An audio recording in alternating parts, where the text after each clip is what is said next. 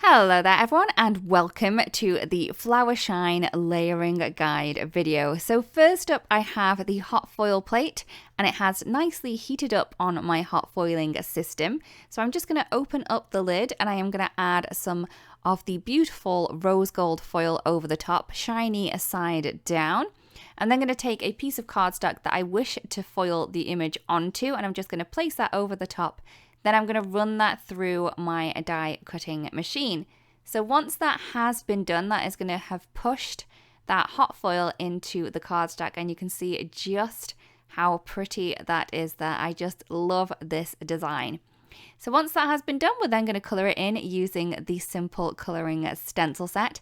This is number 1 and all I'm going to do is I'm going to line that up with the images that we have on the hot foiling. Really quick and easy to do. I'm just adding a little bit of tape, but you could use the low tack mat to keep this stencil in place as well.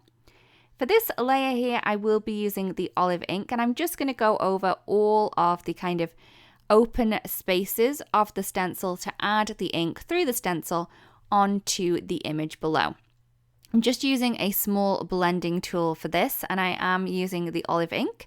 And I think that this looks really, really cool. You could definitely use different colors of ink on various different portions of this, but I am just going to go over all of it so you can just see how this is going to work if this is what you were going to do. Once that has been covered, I can then remove the stencil and then I'm going to move on to stencil number 2. Now, to line this one up, I find the easiest way is to kind of get those squares nice and set straight, and then the rest of the elements kind of fill themselves in. For this layer here, I am going to be using the pumpkin pie ink. I am in love with this kind of rustic yellow orange color that we have here. Again, I'm using a small blending tool, but if you were going to cover the whole area of the stencil like I am doing, it might make sense to use a larger blending tool, but that's completely up to you. You could definitely even use a smaller one to add in various different colors into the smaller spaces as well. So once all of that stencil has been covered, I can then remove that stencil and then we're going to move on to stencil number 3. So again, I'm just going to pop this into place. The easiest way to line this one up was those little scalloped semicircles at the bottom, and I've just added a little tape just to keep that in place.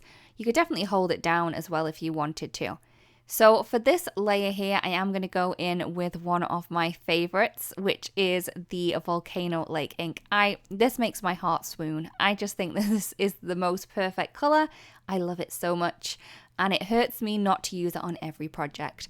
So I am going to use the small blending tool just to add the ink through all of the open parts of the stencil.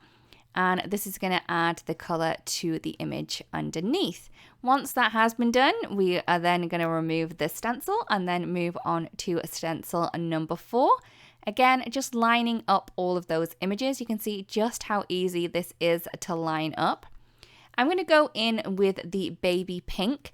Now it does look a little bit more vibrant here, and that's because I'm using a blending tool that already had a really dark pink on it.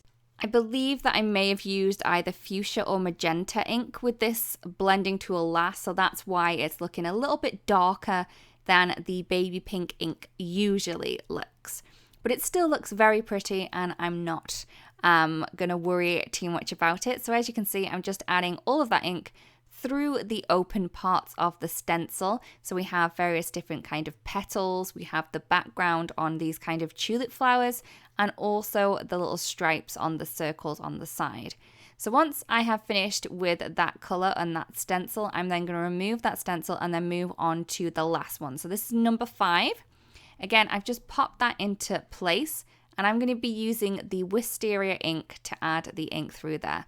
Again, with my pink, I think I've added a really dark purple with this blending tool last.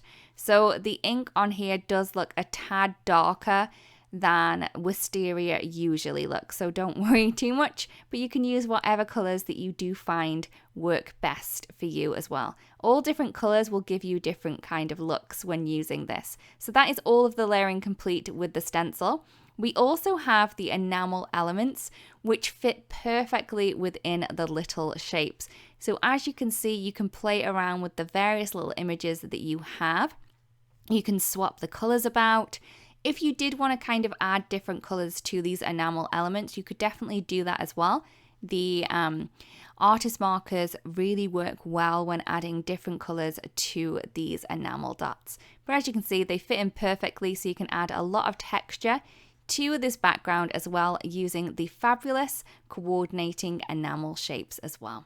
So that is all of the layering complete. We really do hope this video helps. Thank you so much for watching, and we'll see you again really, really soon. Bye-bye.